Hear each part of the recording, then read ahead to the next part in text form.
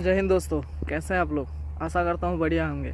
स्वागत करता हूँ आप सभी का और एक नया वीडियो। दोस्तों, हमारे कंपनी में करीब 3-4 हज़ार भारतीय लोग रहते हैं और आसपास के कंपनी में मिला के कम से कम 5-6 हज़ार भारतीय लोग हो जाएंगे। तो आज का वीडियो में हम बताएंगे कि यहाँ पे भारतीय लोगों को रहने खाने के लिए क्या व्यवस्था है और बाकी देशों में जैसे गल्फ का कंट्री सब हो गया, वहाँ पे कैसे व्यवस्था रहता है, सब बताएंगे। तो चलिए ज़्यादा देरी ना करते हुए चलते हैं वीडियो पे। लोग जब सुनते हैं कि बंदा विदेश रहता है तो वो लोग सोचते हैं कि विदेश में सब कुछ मतलब टॉप क्वालिटी का मिलता है। लेकिन दोस्तों, आप लोगों का जानकारी के लिए बता दूं, ऐसा कुछ भी नहीं है। तो मुझे लगता है जो लोग यहाँ पे बड़े पोस्ट में रहता है, जैसे बड़े साहब लोग हो गए, इंजीनियर हो गया, मैनेजर हो गए, वो लोग के लिए शायद ऐसे संभव है। लेकिन हम जैसे सिंपल सा वर्कर के लिए ये सब संभव नहीं है। यहाँ पे वर्कर का रहने के लिए जो व्यवस्थाएं मिलता है उसमें से 3 चीज़ कॉमन है। जैसे पहला है फूड, दूसरा है एकोमोडेशन और तीसरा है मेडिकल, जो कि कॉमन है, मतलब दूसरे कंट्री पे भी ये सब मिलते ही है। रही बात इनकी क्वालिटी की, तो इनकी क्वालिटी डिपेंड करता है कंपनी का ऊपर। सो दोस्तों, कुछ कंपनी में बहुत ही बढ़िया मिलते हैं और कुछ कंपनी में ऐसा मिलता है कि मुंह में लेने के लायक नहीं है खाना।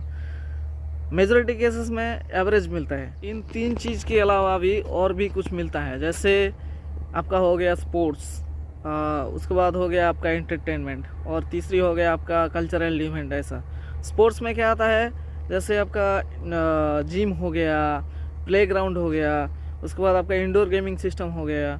एंटरटेनमेंट में क्या आता है, जैसे बेसिकली हम लोग कहेंगे टीवी समझते हैं, टीवी हो गया, चाहे और कुछ भी एंटरटेनमेंट का व्यवस्था हो गया। और तीसरी हो गया आपका कल्चरल इवेंट। जैसे बहुत बड़ा कंपनी में, मैं तो देखा नहीं है, सुना है कि आपका ड्राइंग का कंपटीशन होता है, चाहे और कुछ भी कल्चरल कंपटीशन होता है, ये सब होता है।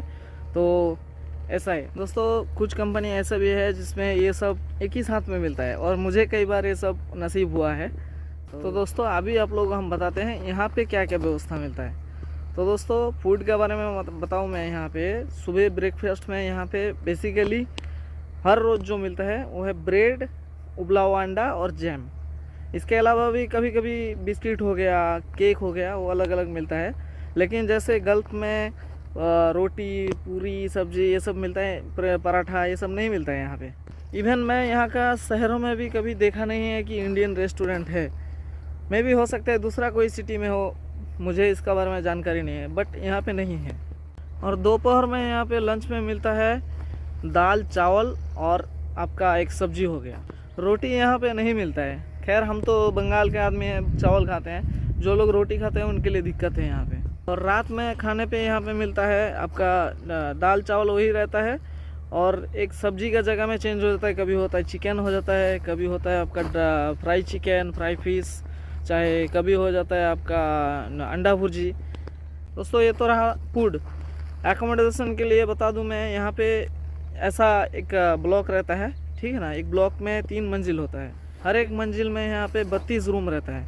32 रूम में एक रूम पे आपका 3 डबल बेड रहता है और जिसमें कि 6 आदमी रहते हैं।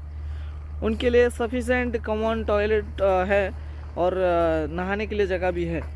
और दोस्तों, मैं जिस काम में रहता हूँ वहाँ पे एक शॉपिंग मॉल भी है और मेन इम्पोर्टेंट बात है एक मेडिकल भी। तीसरी चीज़ हो गया मेडिकल के बारे में बता दूँ दोस्तों, यहाँ पे जो छोटा प्रॉब्लम होता है उनका ट्रीटमेंट किया जाता है। बड़े प्रॉब्लम हो गया तो आपको सिटी रेफ़र किया जाता है और उनका पैसा वर्कर का जेब से ही कटता है।